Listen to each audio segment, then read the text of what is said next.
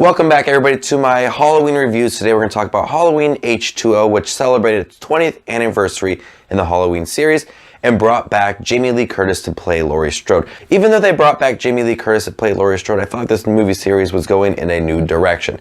After the Thorn trilogy ended, we have this new movie where Laurie Strode had faked her own death and moved to California to be a head mistress at a school. She has a son named John, which is a good nod to the director of the original series.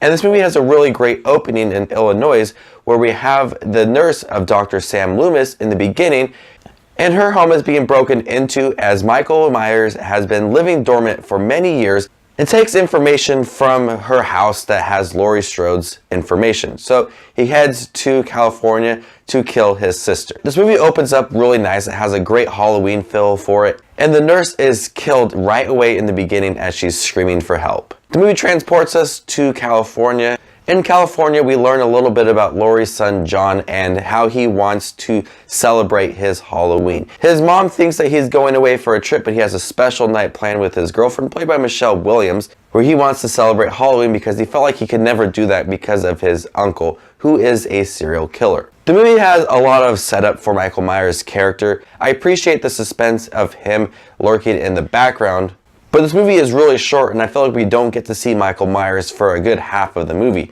And when we do see Michael Myers, the mask is terrible. This is one of the worst masks I've seen. It is very generic. It feels like you went to the Spirit Halloween store and bought that Halloween mask and it was crap. When Michael Myers does start killing, it is a lot of fun. It offers some of the goriest scenes in any of the Halloween movies. And we'll talk about that at the end for my worst and best kill of the movie.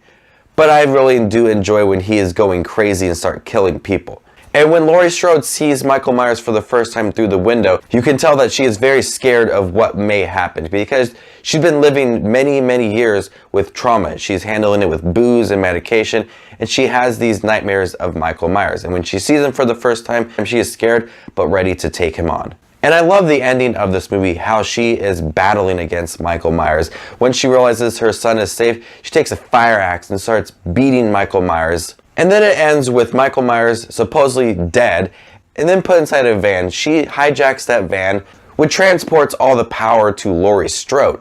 She gets inside the van, she slams on the brake, he flies through the window, pins him against a tree, and then she chops his head off, which is awesome. It sucks that they really didn't stick with that idea going into Resurrection, but I do appreciate how they kind of try to end his storyline. Overall, Halloween H2O had a really good feel for it. I loved the kills in here. Michael Myers had some pretty good suspense building up to his character, even though they really didn't show him much for a good half of the movie. This movie felt like it was going in a new direction, even though they brought back Laurie Strode. I always categorize the Halloween movies into different categories. You had 1 and 2, then you have 3 all by itself. 4, 5, and 6 feel like the same movie, and then H2O and Resurrection are in a different category. And I like that they went in the new direction. It's a fun movie, really great kills in this movie.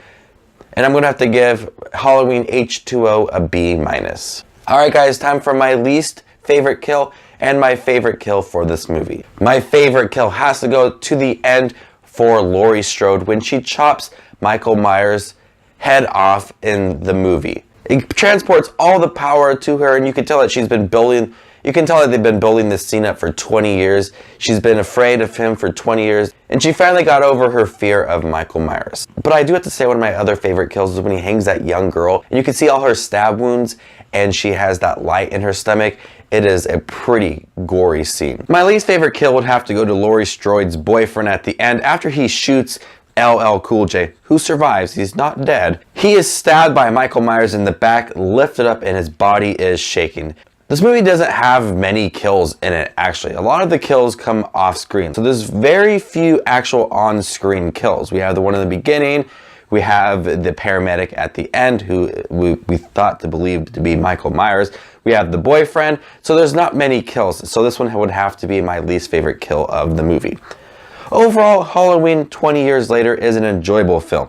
It has a lot of jump scares to the point where it feels almost corny. I do appreciate the suspense leading up to Michael Myers And the confrontation between Laurie Strode and Michael Myers is a good one, and I like at the end how she has the power to kill Michael Myers. Stick around, next week I got a review for Halloween Resurrection, and I haven't seen that one in years, so I'm really excited to talk about it, even though I watched it and it's pretty bad. Thank you guys for checking out this review for Halloween 20 years later, leading up to the new Halloween 2018 coming out in October. You guys are the best as always. This is Just Watch Movies, and you guys stay classy, YouTube.